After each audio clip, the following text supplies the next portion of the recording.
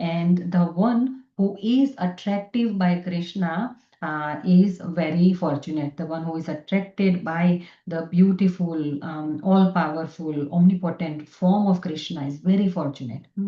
And even in Chaitanya Charitamrita, Lord Chaitanya Mahaprabhu says that he is envious. He is envious of gopis. He says in Chaitanya Charitamrita, Madhya Lila 21, 114, he says that Sakhire kaun tap kaila gopigana, Krishna rupa su madhuri pibi pibi netra pari. That, oh Sakhi, oh my dear friend, these gopis, what austerities, what tap, what severe austerities have they performed? That Krishna rupa su madhuri, that they are seeing the Sumadhuri, the Madhuri, the essence of all the sweetness that ever exists, they are seeing this Sumadhuri, they are drinking this beauty of Krishna. PB Netra Bari, they are filling their eyes with this drink of beautiful form of Krishna. And this is very fortunate what we are reading, very rare. This is something these prachetas have got to see after 10,000 years of tapasya, and this is something what Lord Chaitanya Mahaprabhu is envying the gopis for, and that's something the darshan of the Lord, just and just by mercy of Srila Prabhupada, we are also getting to hear about it. So without any further delay, like gopis, let's also try to drink Krishna's beauty today from verse 26. Let's go to verse 4:30, 26. नारायणं नमस्कृत्य नरं चैव नरोत्तमं देवीं सरस्वतीं व्यासं ततो जयमुदीरये नष्टप्रायेषु अभद्रेषु नित्यं भागवत सेवया भगवते उत्तमश्लोके भक्तिर्भवति नैष्टिकी ॐ नमो भगवते वासुदेवाय Om Namo Bhagavate Vasudevaya. Om Namo Bhagavate Vasudevaya. Om Om Namo Bhagavate Vasudevaya. Om Namo Bhagavate Vasudevaya. Om Namo Bhagavate Vasudevaya. Let's try to recite verse 20. Mataji, Haribol. Sorry, are you able to share your screen, Bhavamayi, Mataji? I've given you host. Acha, yes, Mataji. If you can, I'm trying to work out what I'm trying to work out. Thank you.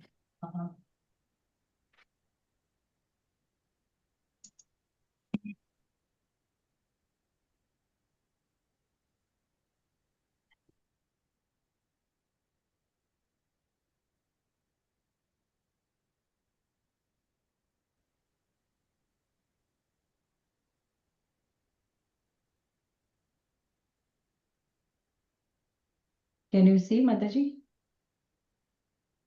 Perfect. Thank you.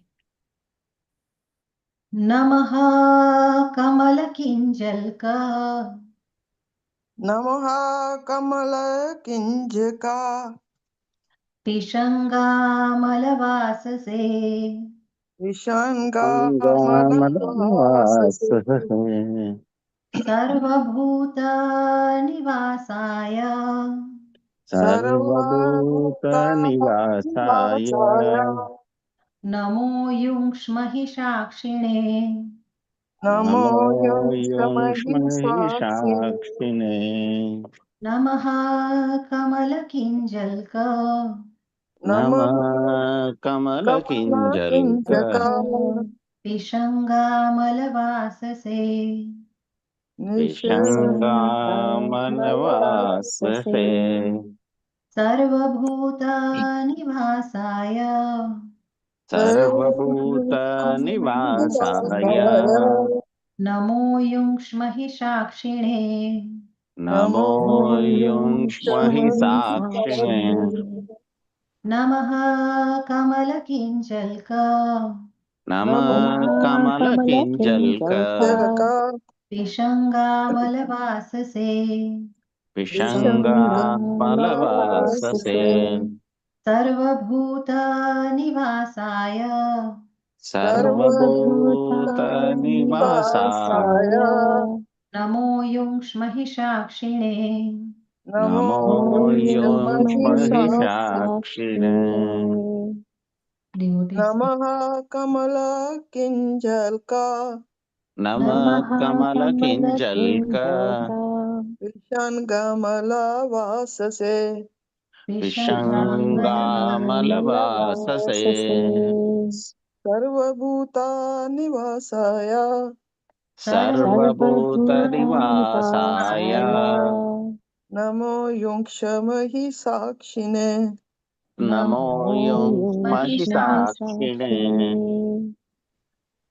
नमः कमलकिञ्जल्का नमः किञ्जल्का विषङ्गामलवाससे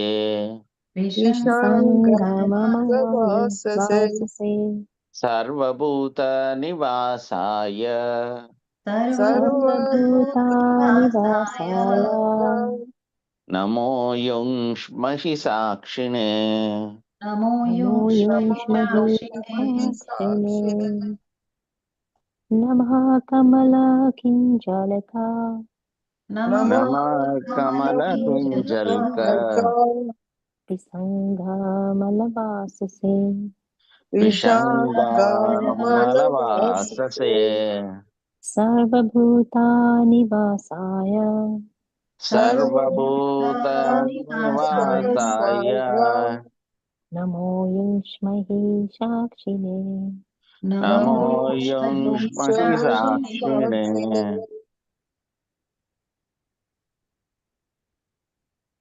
Thank you, devotees. Let's look at word to word. Namaha, नमः obeisances. obeisances Kamala Kinjalka, कमलकिञ्जल्का like the saffron in a lotus flower. like the saffron in lotus flower. flower. Pishanga, Vishanga yellowish. yellowish, Amala, amala spotless. spotless, Vasase, vasase unto him whose garment. unto him whose garment Sarva Bhuta, sarvabhuta of all living entities. of all living entities, Nivasaya, nivasaya the shelter. the shelter, Namaha, namaha obeisances. obeisances, Ayungshmahi, ayunshmahi, let us offer. let us offer Shakshine, sakshine unto the supreme witness. unto the supreme witness. Translation by Krishna Krupamurti, His loving divine grace, A.C. Bhaktivedanta Swami Srila Prabhupada ki. Jai. Dear Lord, Dear Lord, the garment you have put on is yellowish in color. the garment you have put on is yellowish in color, Like the saffron of a lotus flower. like the saffron of the lotus flower. But it is not made of anything material. But it is not made of anything material. Since you live in everyone's heart, Since you live in everyone's heart, you are the direct witness of all the activities of all living entities. you are the direct witness of all the activities of all living entities. We offer our respectful obeisances unto you again and again. We offer our respectful obeisances unto you again and again. Thank you so much, devotees. We'll read the translation again. Dear Lord, the garment you have put on is yellowish in color, like the saffron of a lotus flower, but it is not made of anything material. Since you live in everyone's heart, you are the direct witness of all the activities of all living entities. We offer our respectful obeisances unto you again and again. Purport by Srila Prabhupada. Please hear. In these words, the dress of the Supreme Personality of Godhead and his all-pervasive nature are described. The Lord puts on dress that is yellow, but such a garment is never to be considered material. The garments of the Lord are also the Lord. They are not different from the Lord because they are spiritual in nature. The word Sarva Bhuta Nivasaya clarifies how Lord Vishnu lives in everyone's heart and acts as the direct witness of all the activities of the conditioned soul. Within this material world, the conditioned soul has desires and acts in accordance with these desires. All these acts are observed by the Supreme Personality of Godhead. This is also confirmed in Bhagavad Gita 15.15. Sarvasya chaham hridhi sannivishto mattah smritirgnanamohanam cha. I'm seated in everyone's heart and he gives the living entity intelligence. I'm seated in everyone's heart and from me come remembrance, knowledge and forgetfulness. The Lord is present in everyone's heart and he gives the living entity intelligence. According to the desires of the living entity, the Lord makes him remember or forget. If the living entity is demoniac and wants to forget Supreme Personality of Godhead, then the Lord gives him the intelligence to be able to forget the Supreme Lord forever. Similarly, when a devotee wants to serve the Supreme Lord, the Lord as Paramatma, he gives the devotee the intelligence to make progress in devotional service. The Lord directly witnesses our activities and experiences our desires. The Supreme Lord gives us the facilities to act in the way we wish. Stop sharing the screen now. Om Ajnanatimirandhasya Gnananjana Shalakaya Chakshurunmilitan Yena Tasmai Shri Gurave Namah Shri Chaitanya Manobhishtam Sthapitam Yena Bhutale Swayam Rupa Kada Mahyam Dadati Swapadantikam Vandeham Shri Guru Shri Yuta Padakamalam Shri Gurun Vaishnavamscha Shri Rupam Sagrajatam Sahagana Raghunathanvitam Tam Sajivam Sadvaitam Savadhutam Parijana Sahitam Krishna Chaitanya Devam Shri Radha Krishna Padan Sahagana Lalita Shri Vishakhanvitamscha He Krishna Karuna Sindho Dinabandho Jagatpate Gopesha Gopika Kanta Radha Kanta Namostute Tapta Kanchana Gaurangi Radhe Vrindavaneshwari Vrishabhanusute Devi Pranamami Hari Priye Vanchakalpatarubhyascha Kripa Sindhubhya eva cha Patitanam Pavanebhyo Vaishnavebhyo Namo Namah Namo Vishnupadaya Krishna Preshtaya Bhutale Srimate Bhaktivedanta Swaminiti Namine Namaste Saraswate Deve Gauravani Pracharine Nirvishesha Shunyavadi Paschatya Deshatarine Jaya Shri Krishna Chaitanya Prabhu Nityananda Shri Advaita Gadadhara Shivasadi Gaura Bhakta Vrinda Hare Krishna Krishna Krishna Hare Hare Hare Rama Rama Rama Hare Hare Hare Krishna, Krishna Krishna, Hare Hare, Hare Rama, Rama Rama, Hare Hare.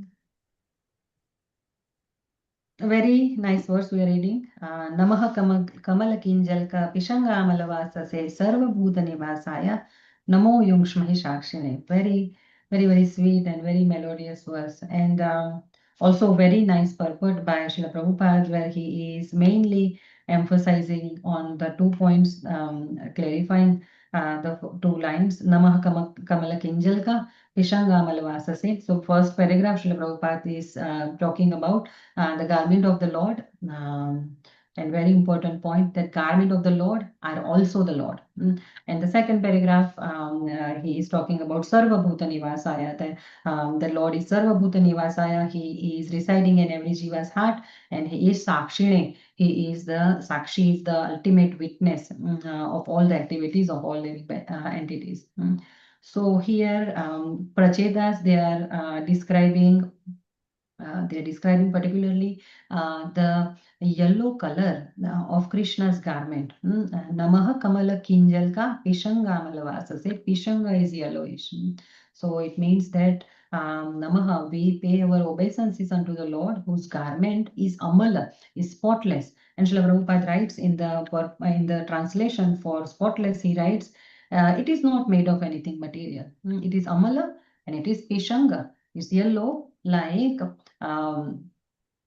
saffron pollen in the lotus flower. And there are many verses in Śrīmad-Bhāgavatam which describe the same fact, that Krishna's garments are yellow.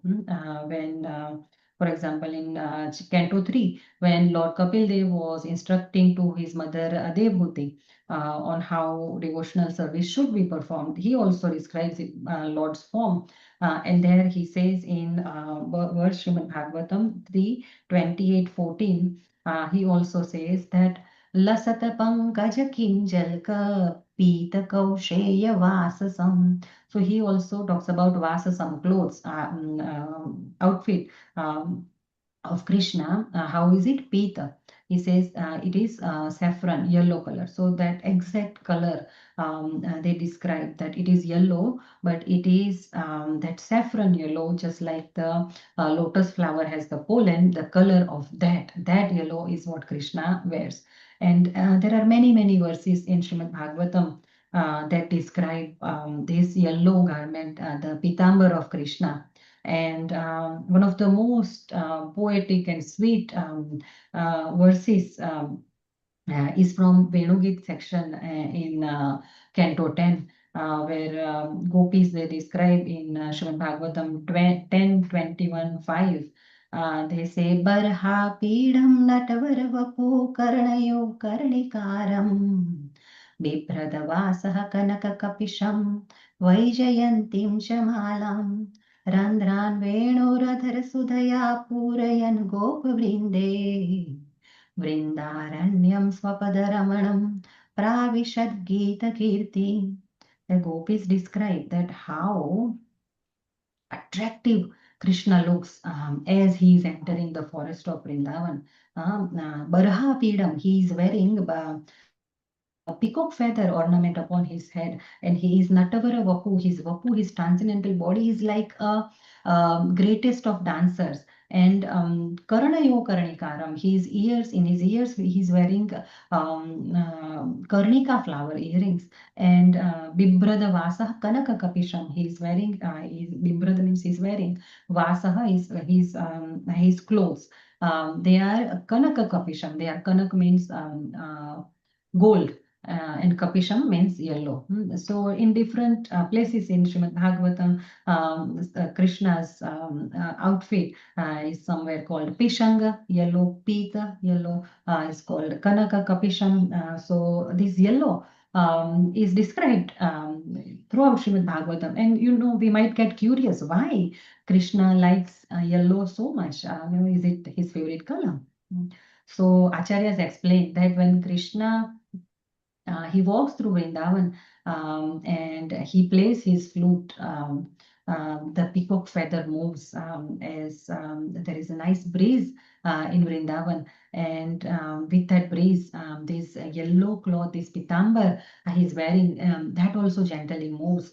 And he himself is Natavara, he is the supreme dancer. And on top of that, his form is dancing, and on top of that, the yellow cloth he's wearing, that is also dancing with the breeze, and that enhances his beauty. And the gopis become completely enchanted by that moving flash of yellow, the golden yellow, that that golden yellow he's wearing, and contrast with the dark blue form that he has. So yes, why yellow? Our Gaudiya Acharyas explain that this yellow garment that Krishna wears, it represents Srimati Radharani, because him wearing yellow, it means it reminds us of the golden complexion that Radharani has.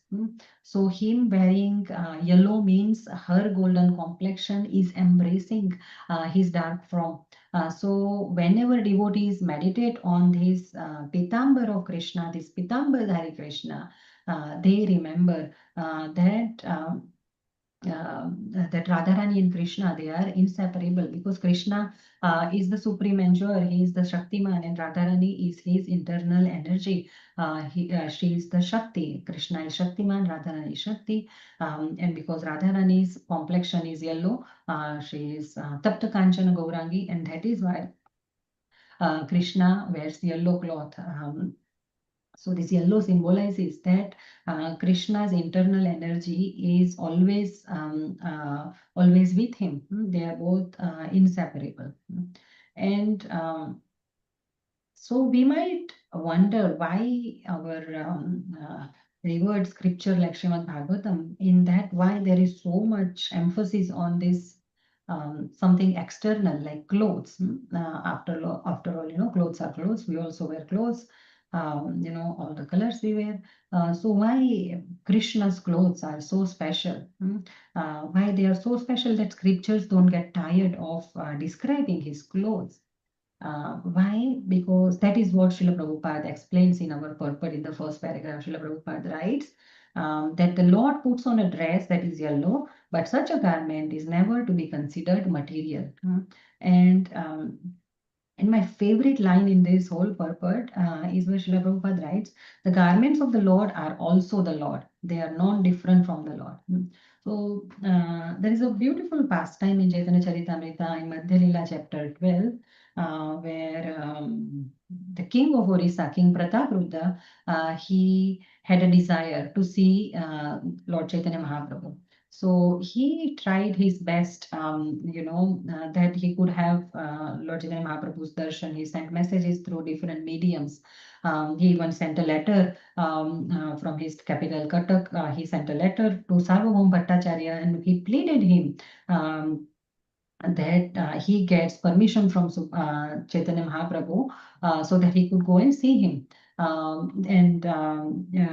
He was trying like that, and then once he even wrote a letter to Sarvabhauma Bhattacharya saying that now that Lord is not agreeing to see me because I am a king, you please maybe you appeal to all the devotees that are serving Chaitanya Mahaprabhu to help me. Because by mercy of devotees only, one can have a darshan of Lord, just like Prachetas, by mercy of Lord Shiva, they had darshan of Supreme Lord. So like that, King Prataprudra requests Sarvabhauma Bhattacharya to request the devotees who are serving Chaitanya Mahaprabhu, and in that letter he says that if Lord Gaurahari, Lord Chaitanya Mahaprabhu, if he now does not show mercy to me, then I'm going to give up my kingdom. I'm going to become a mendicant. I'm going to wear saffron, and I'm going to beg door to door. And then reading this letter, Sarvabhauma Bhattacharya, he became very anxious. and he ran to the devotees, but they all knew that Chaitanya Mahaprabhu will not meet a king, because he is a sannyasi. But all these devotees, they were so pleased by this king's eagerness to see the Lord. So they all went to Lord Chaitanya Mahaprabhu, and they started glorifying his King Prataparudra's devotion for the Lord. And then it was, out of all the devotees who were serving Chaitanya Mahaprabhu, out of them it was Nityananda Prabhu who had the courage to convince the Lord. He made a suggestion. He said that, there is one way by which you don't have to see the king, but the king can be with you. And that is, if you please allow us to send one of your old outer garments to the king, so then he will be able to spend the rest of his life in the hope that one day he will see you face to face. And then Lord smiled and he agreed with that. And then this King Prataparudra, he received this cloth from Chaitanya Mahaprabhu. And there's a whole chapter describing this pastime. And in Chaitanya Charitamrita Madhya Lila, chapter 12, verse 38, describes the joy when King Prataparudra received this cloth of Chaitanya Mahaprabhu. So it says that Vastrapaya Rajar Haila आनंदित मन प्रभु रूप करी करे वस्त्रेर पूजन. When the king received the old cloth that belonged to Lord Chaitanya Mahaprabhu from Sri Sarvabhauma Bhattacharya, received that cloth, Prabhu Rupa Kare Kare Vastrera Pujanam. He started worshipping the vastra, the cloth, the Prabhu Rupa Kare, as if it is Prabhu only, as if it is the Lord only. So he began to worship that cloth exactly as he would worship the Lord if he had personally come. And in that verse, when Srila Prabhupada writes the purport, Srila Prabhupada says that because Lord Chaitanya Mahaprabhu is Supreme Personality of Godhead, and Supreme Personality of Godhead is the absolute truth. So everything that is related to him, everything that is in relationship to the Supreme Personality of Godhead is on the same platform. So by performing such pastime, Lord Chaitanya Mahaprabhu has instructed us that everything connected to Lord is worshipable. Everything that touches the Lord's transcendental body is worshipable. In fact, we learn in Canto 10, in Canto 10, when Lord Krishna's birth is described, and there is descriptions about Lord Balaram and who he is. It describes that it is none other than Lord Balaram who becomes all the paraphernalia of the Lord. The Lord's clothing, Lord's bedding, his the footwear that he wears, and everything that he needs, his ordinary necessities for the Lord, they are all transformations of Shesha, who is the expansion of Lord Balram. And we know, in the first canto, when we learn about the expansions and incarnations of Supreme Personality of Godhead, Lord Krishna, we see in that chart that first expansion is Lord Balaram. So Lord Balaram is the first expansion of Krishna, and all the paraphernalia that Krishna uses, they are expansions of Lord Balaram. So ultimately, everything that Lord uses, everything that is Lord's, is Lord. So ultimately, all the paraphernalia used for Krishna, used by Krishna, are Krishna only. And Lord Balram, he serves the Supreme Lord in all five rasas. And in Shanta rasa, when he's serving the Lord, he becomes this paraphernalia. He becomes Lord's bed, Lord's umbrella, Lord's shoes, and the clothes also. So why we talk so much about Lord's clothes? Because clothes are actually incarnation. They are expansion of Lord Balram himself. And this is how much in detail our Gaudiya Vaishnava understanding takes us. Our Chaitanya Mahaprabhu teaches us that Aradhyo Bhagavan Vrajeshatanaya Tadhama Vrindavanam. Why?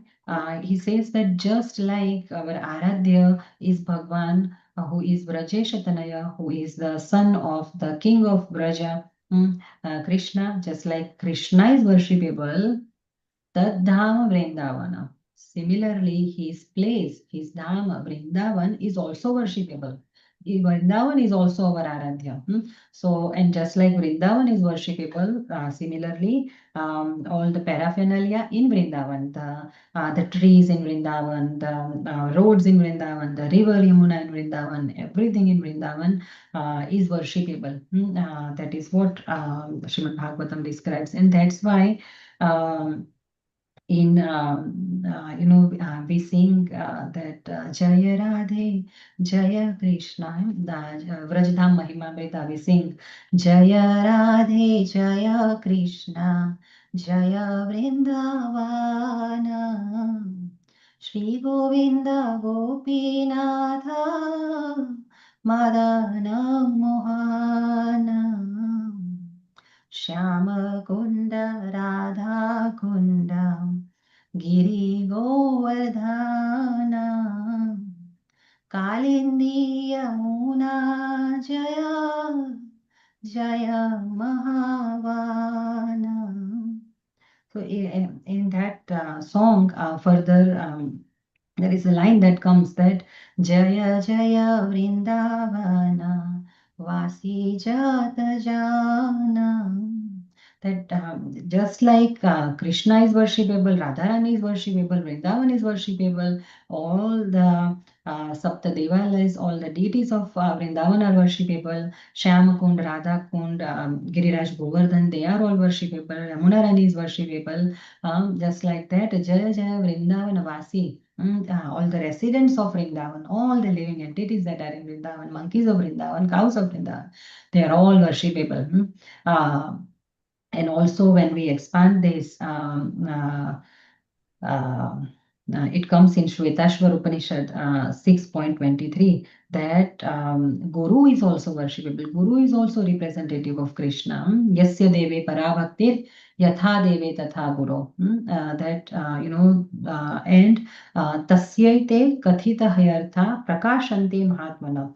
Those who are Mahatma, how they think, those who are Mahatma, those who are great souls, they have imbibed Yasya Deve Parabhakti. They have imbibed this faith that Deva, the Supreme Lord, and Tatha Guru, our Guru, spiritual master, they have the same faith in both of them. And to such Mahatmas, to them all the teachings of Vedic knowledge automatically they get revealed. So this is what great devotees demonstrate. This is what prachetas are showing us, why they are glorifying Lord's clothes. Why King Prataprudra is so much worshipping the garment of the Supreme Lord. All these great devotees, they are demonstrating. Even in fourth canto earlier, when we were reading Dhruv Maharaj's pastimes, we see that at the end of Dhruv Maharaj's life, when it is time for him to go back to spiritual world, the associates of Lord Vishnu, Nanda and Sunanda, they arrive in a divine aeroplane, Viman, and they invite Dhruv Maharaj to come and board on the plane so that they can go to Dhruv Loka, his eternal planet. And so there we see that before Dhruv goes and boards on the plane, he worships the aeroplane. He circumambulated the aeroplane Vimana, and he offered obeisances to the plane, and he offered obeisances to Nanda and Sunanda, the associates of Lord Vishnu. So there is another great devotee. Dhruv Maharaj is also showing us by worshipping the plane, he is showing us that in the absolute world, in the spiritual world, the plane, the associates of Lord Vishnu and Lord Vishnu himself, They are all spiritual. There is no material contamination. The plane is not the plane. It is spiritual, just like Prabhupada here says that the garments of Lord are never to be considered material, they are spiritual. So concluding this point that Srila Prabhupada has made in the first paragraph, what we learn is that why Prachetas are glorifying these external things like clothes is they are showing us, they are showing their elevated consciousness. And we need to follow in the footsteps of them. Maharaj Pratap, Rudradhavu Maharaj, Prachetas, and other devotees and Śrīmad-Bhāgavatam. We need to imbibe this mood. We should learn to worship everything that belongs to Lord Krishna. Lord Shiva, he uses a very beautiful word for this. He says, Tadiya. In Padma Puran, he is talking to Mother Parvati, and he says, that iconic verse, Aradhananam Sarvesham Vishnur Aradhanam Param Tasmat Parataram Devim Tadiyanam Samarjanam. He says, O Devi, the most exalted worship is the worship of Lord Vishnu. And even greater than that is the worship of Tadiya Nam Samarjanam. Tadiya, anything that is belonging to Lord Vishnu is even greater. The worship of that is even greater than worship of Lord Vishnu. So this is a very significant and very important point that Srila Prabhupada has made here. It's very important that we understand the absolute nature of the Lord and the Lord's paraphernalia, and how Lord himself manifests himself as his paraphernalia. And in our practical life, when we serve, this understanding helps us to have proper vision in deity worship. We must treat Lord's paraphernalia with great respect, and nothing connected to the deity should be neglected or abused or left unclean. And if we think that these items that we use in worship, they are just externally, or they are just material, they are just ordinary, if we think like that, then we might treat them improperly, and we might not have the right mood when we do our service. And Srila Vishwanath Chakravarti Thakur, that's why he says in Gurvastakam, Shri Vigraharadhana Nityanana Shringaratan Mandir Marjanadau.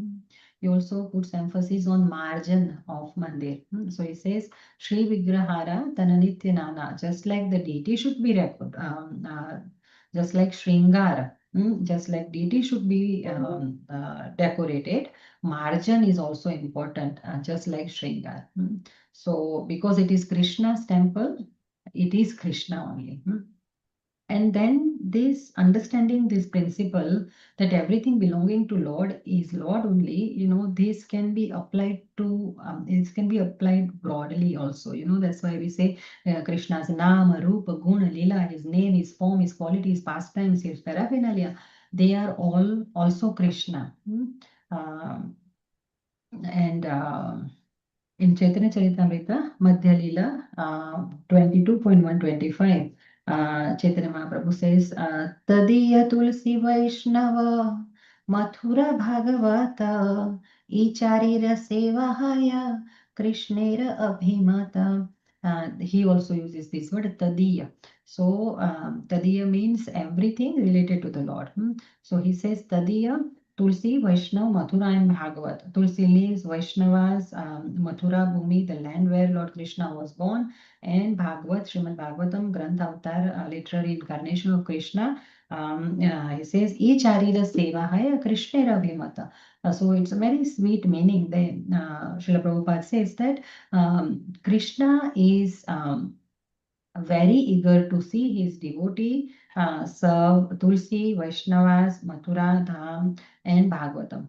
So like this, Srila Prabhupada has in various places in Śrīmad-Bhāgavatam and Chaitanya Charitamrita, he has emphasized on this point that everything connected to Krishna is Krishna. And if we think what is not connected to Krishna? Nothing can exist without Krishna.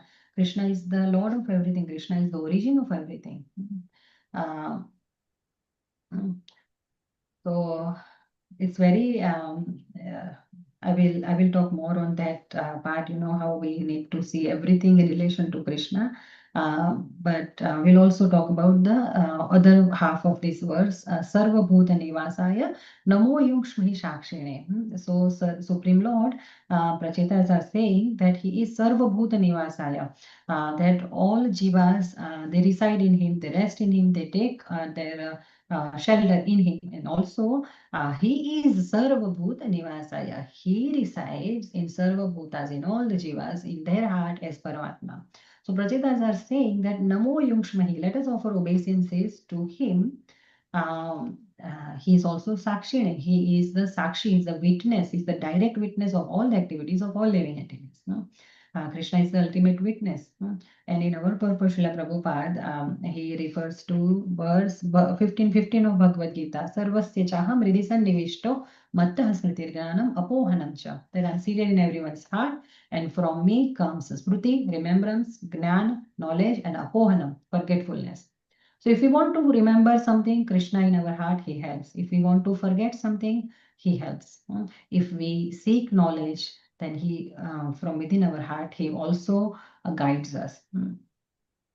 And sometimes we wonder why he allows us to forget him. Why Smriti and Gnanam is all right, but why Apohanam? Why he helps us in forgetting him? Why why he lets people be atheists, those who don't believe in him? And why these atheistic philosophies even exist? Because that is what that jiva wants. In today's time, there are all the time, there are different gurus that they pop up, and they are not connected to any parampara, or just like in today's time there is Sadguru, never, he never gives any straight answer. He will claim that I've never read any scripture, but thousands of followers. And in earlier times, in 80s, there was Osho. So some people used to listen to him also.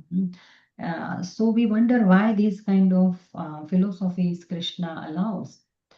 So it's interesting that, some of the arguments, some of the things they put forward, they sound very convincing.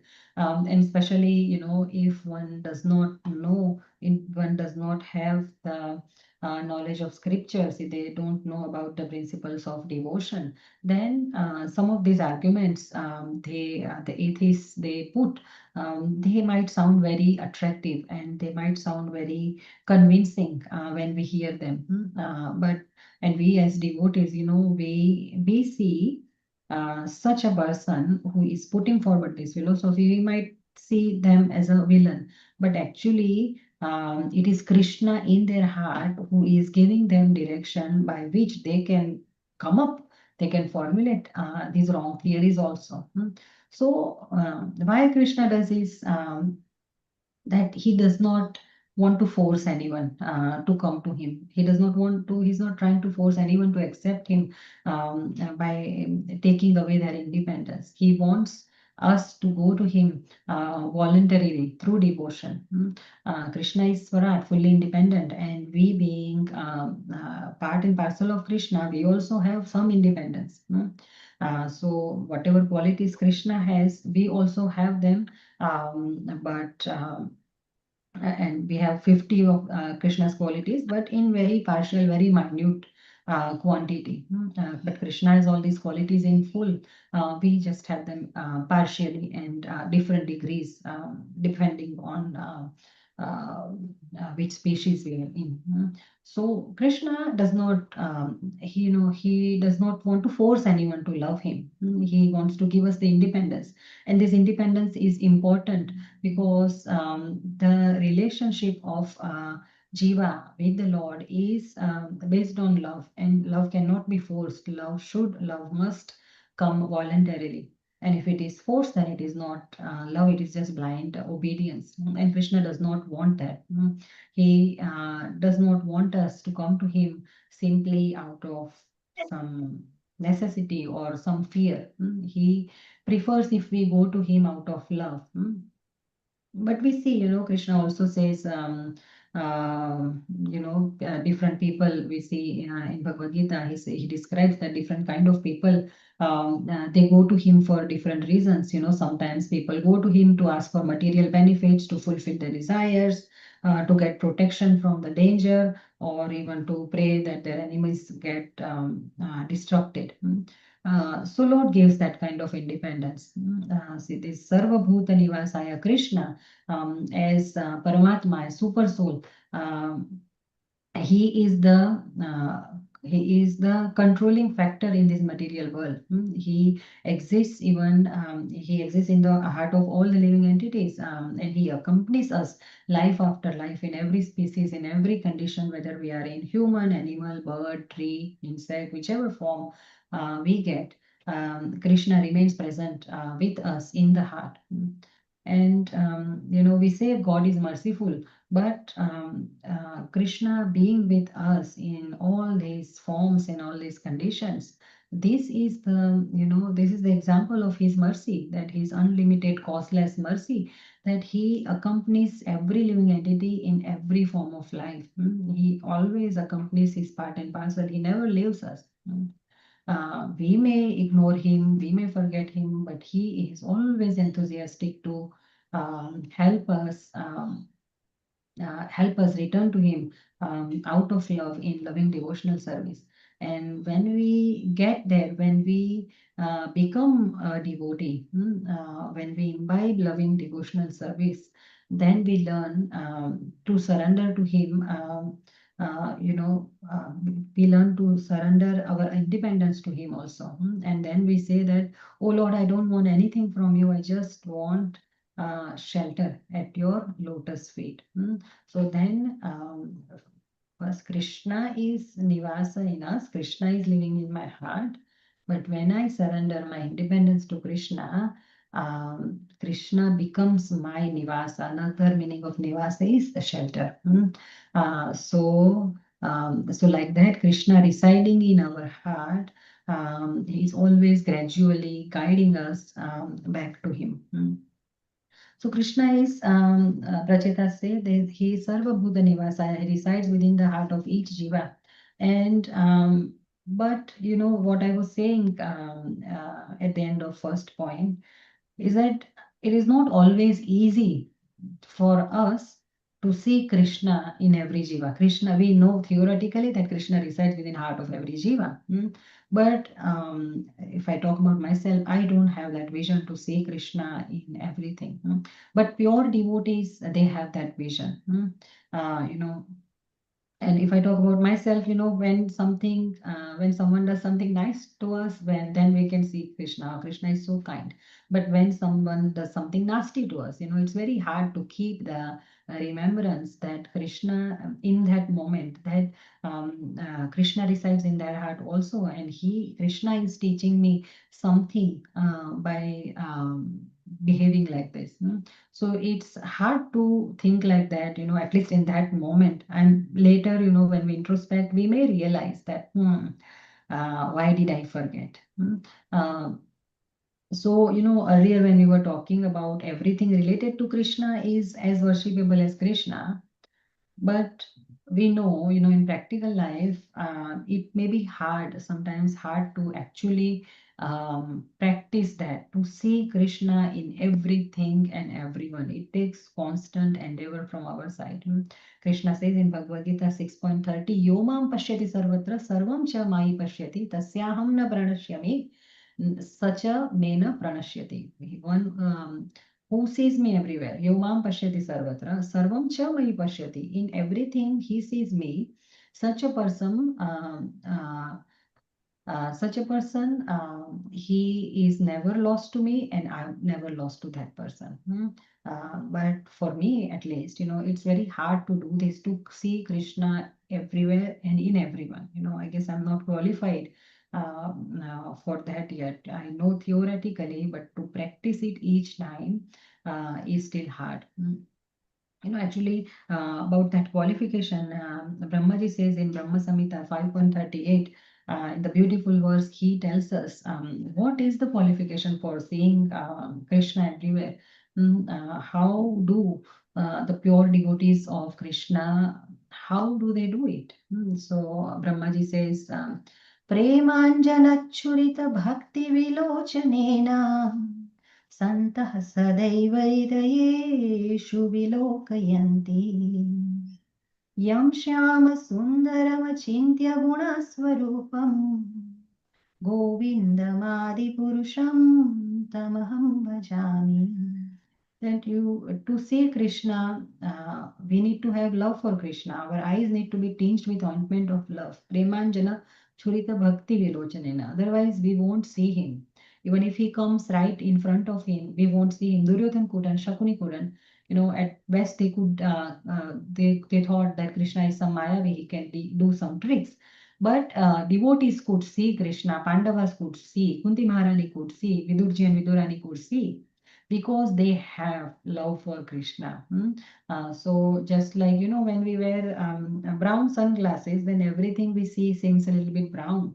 Similarly, when we have love for Krishna in our eyes, in our consciousness, then outside, whatever we see, we can see Krishna everywhere, in everything, and in everyone. And that is Krishna consciousness.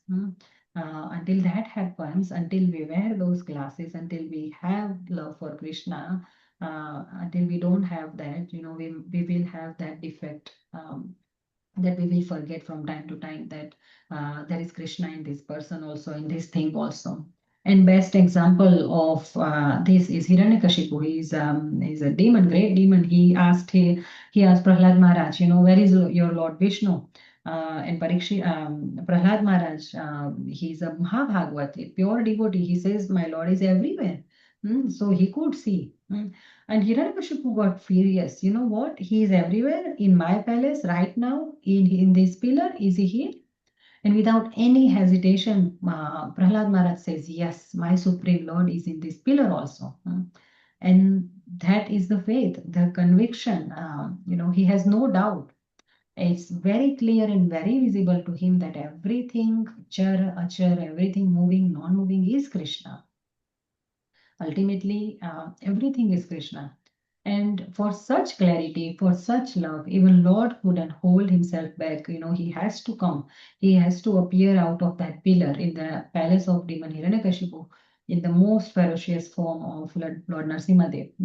So when we develop that vision, then we can turn into a pure devotee. Until then, our journey is not complete, and then only everything and everyone, either anukul or pratikul, favorable or non-favorable, when we have that vision, then when we can see Krishna everywhere, then automatically everything becomes auspicious.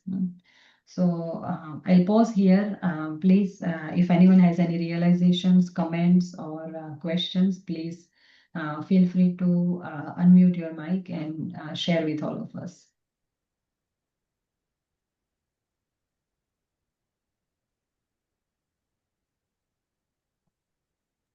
Hare Krishna, Bhavamayi. Beautiful class. Thank you very much for that, as usual.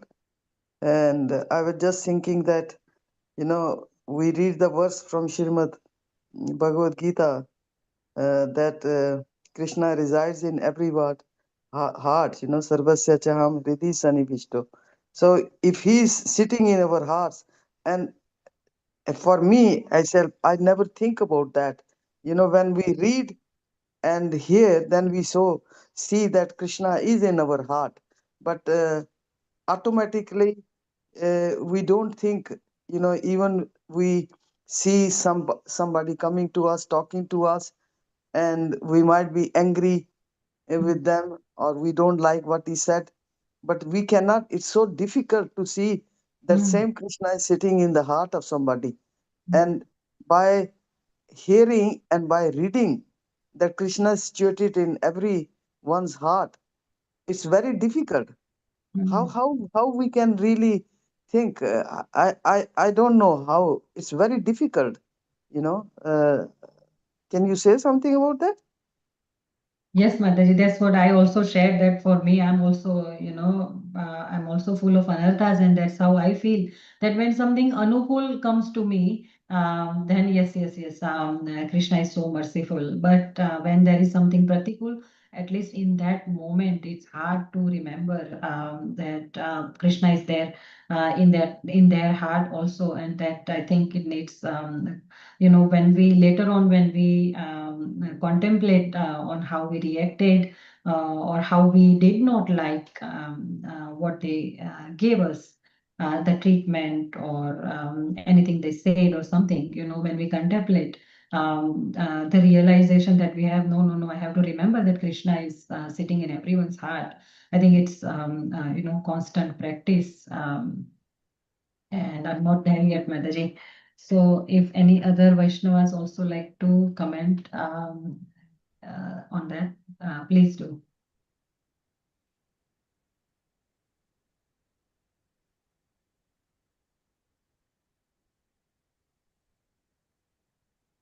Hare Krishna.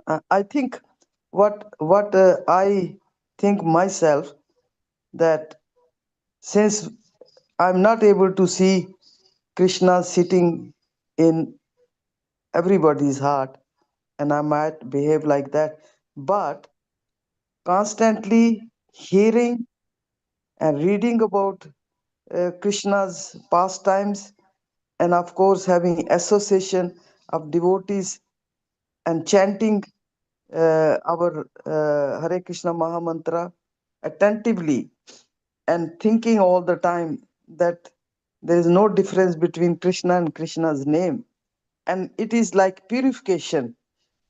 And by purification, you are actually, as we remind ourselves that Krishna is in his name, similarly we can remind ourselves every time, like thinking that the same Krishna is sitting in somebody's heart, and we can try to do that. But that's a purification, and of course the mercy of the spiritual master and the Vaishnavas. So that's what I think, I have to do for myself. Try to remember. Then we are reading, then, when there is a devotee who is a neophyte, and he might be doing a worship of the deities, and he see Krishna in the deity form, and he worships them so nicely. But when he comes out and sees some devotee, and he's not seeing that, that's called the neophyte situation, because he cannot see Krishna in another devotee or another visitor coming to the temple. He's not seeing that, but he can see Krishna in the deity form. So that's one thing which we have to, if we have to progress from the neophyte state to the Madhyam Adhikari, then we have to try to remember all the time the same Krishna who we are seeing in the deity is also instituted in. And of course, the scriptures are the only one which strengthen our belief, and by doing everything as we are advised or instructed by spiritual master, then Krishna can reveal himself in the hearts of others also. They will hide under they don't tell. Hare Krishna Mataji. Hare Krishna. I think just my 2 cents on that question what Kadamini Mataji asked. I think what you actually added as well. That's what I feel as well. So I think we are all at the level of Anadda Nivritti. So seeing Krishna in everyone and in ourselves is definitely something that require higher knowledge, and the as we progress on the path of bhakti, yes, hopefully we'll be able to get to that level by the mercy of Guru and Shastras. So as there is a verse in Bhagavad Gita, Vidya Vinaya Sampanne Brahmane Gavihastini Sunichai Pandita Samadarshina. So that's Vidya, as we study the scriptures and our sincere sadhana. So hopefully will take us to that level where we will have that level of vidya, where we can when we can see Krishna, Paramatma in everything and in every object. So as Bhavamayi Mataji said, yes, when things are favorable, it's easy to relate, yes, the Krishna is guiding me through that devotee. But something bad happens, yes, that's where the real challenge is. Is Krishna really in that person? Then if he is there, then why would he behave in such a, in so and so, yeah? So I think so that requires at least in my case we need a regular vidya practice and sadhana regularly, and for clearing my anarthas, hopefully I will be able to get there one day. That's my 2 cents, Mataji. Yes, yes, Prabhuji. And as Kadamari Radha Mataji referred to that neophyte devotee, Vishwanath Chakravarti Thakur has given us this distinction, the Kanishtadhikari, Madhyamadhikari, Uttamadhikari. So Kanishtadhikari can see Krishna in the deity, but when other devotees, they cannot see Krishna. So, it so rightly relates, like we need to go through Anarth Nivrutti to become from Kanishta Adhikari to Madhyam Adhikari. But if we have that vision that there is Krishna in everyone, then there will be no anartha. There will be no Kama, Krodha, Lobha, Moh, Mad, Matsarya, because we cannot have lust. We cannot think that this is something for me to enjoy. If we think he is Krishna, we cannot be angry on Krishna. We cannot have greed to take something from Krishna. So if we really become Krishna conscious, as Srila Prabhupada wants us to be, then there cannot be anarthas in us, and then we will automatically become Madhyadhikari. But as you all said, it needs a lot of practice, a lot of sadhana, lot of purification, lot of hearing of Śrīmad-Bhāgavatam, and lot of chanting. So yes, we are all. Before 9 o'clock, is it? All right. We'll pause here and we'll see. Hare Krishna Mataji, I- Dandavat Oh, Pranam. yes, Haribol, yes. yeah. Sorry, carry on. Hare Krishna Mataji, Dandavat Pranam. Hare Mataji, Krishna. both Chaitanya Charan Prabhu and Swami Bhagavan Keshav Maharaj, they point out that in a bad situation, Mhm. what we need to do is we need to learn what this bad situation is teaching me. See, they in a bad situation, there is always some good that comes out of it. We may not be able to see that in that situation immediately, but if we can actually reflect upon it, when especially we are in a sober mood, then we can realize that there is something good that we can learn from it. Mm. So every situation that is bad, if we can turn that into a learning proposition, then we can see what is the good that is there in it. The situation may not be good for us, but we can learn something good from it. So that's something that I'm trying to use that. And especially when we use it as a reflection tool, rather than, because see, as we all agree, we are all in a state where we cannot take that bad that comes at that point of time as being good for us. It is very difficult. It is for the change, but later when we can reflect and we can look at it, then we can utilize that also as an opportunity for us to change, for us to move forward, and especially uh, as an aspect of anartha nivritti, because as we say, when that bad happens and when that person is the agent but they are not the cause, then we think that they are the cause, then we are creating aparad. But if we can reflect and then utilize that opportunity to clear that, to use that to get the forgiveness from that person, realize that they are just the agent, everything that is caused is of my own, nothing is actually created by anybody else, then we can use that in a very nice way. Thank you, Bhaji. Thank you so much, Prabhu, for pointing out that, it can be a learning tool. On Saturday when Janardhan Prabhu was giving class on Namo Vishuddha Sattvaya verse, he made a point that we can learn from everyone and everything. Everyone is our teacher. And in Sanskrit, we say teacher means guru. Guru also means someone who is bigger than me, higher than me, heavier than me. So if that person is guru, then I'm Laghu. And that that how beautifully it relates to Chaitanya Mahaprabhu's teaching that Tranadapi Sunechana, I'm nothing, I'm smaller than anything that exists, and everyone is guru, everyone is teacher. I'm learning, I need to learn from everyone. So it's so beautiful how all we Vaishnavas, they're bringing out all these points, and we can relate all these teachings of Śrīmad Bhagavatam. I actually just wanted to add to what Madhavi Prabhu said, Mataji, Bhavamayi, that self-reflection and self-analysis is the key. And for me personally, what I used to teach mental health patients around this idea of self-reflection, because not just devotees have to self-reflect, all people need to, but for their own mental health well-being.